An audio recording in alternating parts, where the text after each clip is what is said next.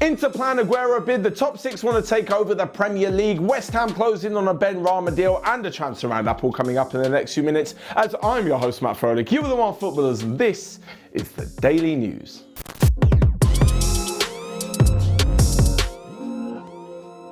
So first up, and Inter Milan are reportedly interested in signing Sergio Aguero next summer. The Argentinian international, who has been a legend at Manchester City, is entering the final year of his contract, and it looks as though Inter will use this to try and snap him up on rather a cheap deal. Now, as is always when players enter the last year of their contract, they can start talking to teams from another country in January when the transfer window opens. So either Manchester City sell him for cheap then, or face losing him on a free at the end of the season, by which time he'll be 33 years old. Apparently, Antonio Conte's men want to offer him a 2-year deal with the option for a third and give him a salary of around £7 million. Now, obviously, you're going to have a few question marks saying they're signing a player who maybe is past his best years, but in all honesty, I think Inter Milan have learned to trust Antonio Conte with his signings. He may have a bit of one or two weird ones and a bit of an odd decision for buying them, but they just fit into his system, and especially if he can take him to a Serie A title, there'll be no doubt in my mind that they will fully back the manager.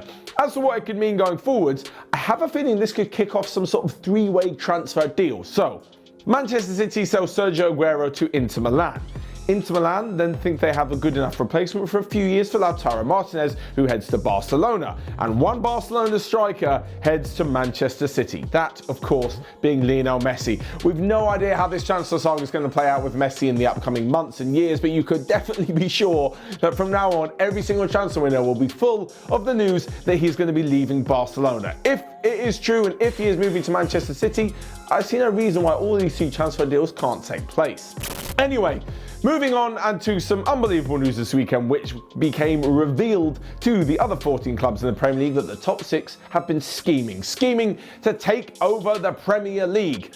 Well, basically, they're going to take more control of the Premier League. Representatives from Manchester United and Liverpool have been working on this deal for quite a few years, and basically, it would give the top six plus a few others in the Premier League the chance to make bigger decisions and basically take a lot of power away from the Premier League. This would involve stuff like scrapping the Community Shield, getting rid of the League Cup and changing the Premier League from 20 teams to 18 teams and having a playoff with some of the Championship teams and one of the potentially relegated threatened teams to the Premier League at the end of the season. And on top of all of this, the English Football League chairman, so that's the Championship, League One and League Two, Rick Parry, is actually kind of behind the idea, basically because the Football League will get a £250 million payout to help keep the clubs afloat after the financial crisis of COVID.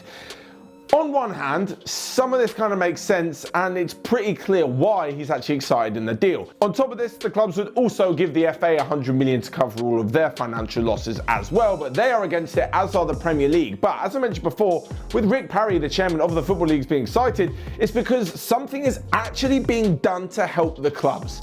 The Premier League are never helping as the chasm grows bigger between the Championship and the Premier League, because when a team comes up and then goes back down, all these parachute payments enable them to build an incredible team, and you basically just get a select few who are yo-yoing between the two. The likes of Norwich and West Brom definitely come into that category. They have so much money, they're so strong for the Championship, but not quite strong enough to stay in the Premier League. And when a smaller team does come up, it's very, very difficult for them to stay there. Okay, Sheffield United and Wolves are a bit of an exception, but they have been in the Premier League before.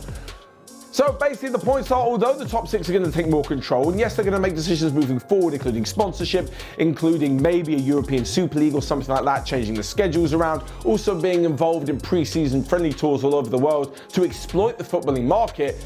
The thing is, they've actually done something about it. And I think this is what the chairman of the Football League was saying, that the Premier League had the chance to come up with all of this information. They had the chance to provide the bailout money to the Football League. They had the chance to make a positive impact on football and take away the decisions from the top six clubs, but they didn't.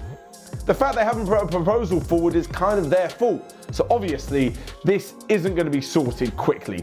The clubs in the Premier League have to vote on this new ruling, and the fact that 14 of them have got to say yes out of the 20 means it's unlikely it's going to happen, but my God, you have definitely not heard the last of this. Anyway, Moving on to the transfer market, because the domestic transfer window is still open. This means that Premier League sides can actually sign players from the EPL Championship, and it looks like West Ham are doing just that. For around £25 million, it looks like Brentford's Ben Rama could be heading to East London. And well, they're getting themselves one hell of a player. After the likes of Jack Wilshere was released and Felipe Anderson left the club on deadline day, West Ham are left with just 20 senior players in the squad. Benrahma had a brilliant season, scoring 23 goals last campaign, and definitely is an absolute game changer in the Felipe Anderson mould. They'll just be hoping that he can do it a bit more consistently. The attack with the likes of Sebastian Haller, Michael Antonio, Jared Bowen's been on brilliant form, and Benrahma. West Ham could be a real force to deal with. That after two fantastic back-to-back wins against Wolves and Leicester before the international break. So talking of the domestic transfer window, it's led to quite a few transfer rumours that could be done before Friday's deadline. First off, Liverpool are in for Stoke Jack Butland as a backup to the injured Alisson. Spurs are still in talks with Swansea over their centre-half Joe Rodon. Manchester United are reportedly still in talks with Watford over Ismail Assar. And lastly but not least, away from English football, Robinho is headed back to his former club Santos for a fourth spell at the Brazilian side. Next up then, let's go to Friday Feels. This is where you guys left your footballing predictions in the comment section of Friday's Daily News, and a few of you got some of the weekend's football right. First off, Theophilus Soitor guessed that Chelsea women will beat Manchester City women 3-1, a fantastic victory for the Blues. Next up, and Avneet Singh rather bizarrely actually guessed a 0-0 stalemate between Portugal and France. And Alan Ochanda managed to guess that England would beat Belgium 2-1. Finally then, we come to this week's Emoji Mondays. This is where we at OneFootball throw a couple of emojis down over some of the weekend's hottest football action. First up, best player. Erling Haaland. The guy just cannot stop scoring. Doesn't matter whether he pulls on the Dortmund shirt or the Norway shirt, but he bagged a hat-trick in a convincing 4-0 victory, and alongside Alexander Sørloth, who's now at RB Leipzig, those two are forming a deadly partnership with, on top of this, Martin Odegaard just in behind as well. The shock moment of the weekend is that Germany actually won in the UEFA Nations League. Now, no disrespect to Germany, fantastic team, but their 2-1 victory over Ukraine was their first victory in the competition ever. Of course, it's only been around for a few years, but the last qualifying campaign and this one, they finally, I think it's like the 6th attempt, managed to get 3 points on the board. They were, of course, last time relegated from their UEFA Nations League group. And last but not least, the shock result of the weekend goes to England. The starting lineup didn't look so good. Southgate's men certainly have been haunted by Belgium, especially in the World Cup as well, with 2 defeats to them.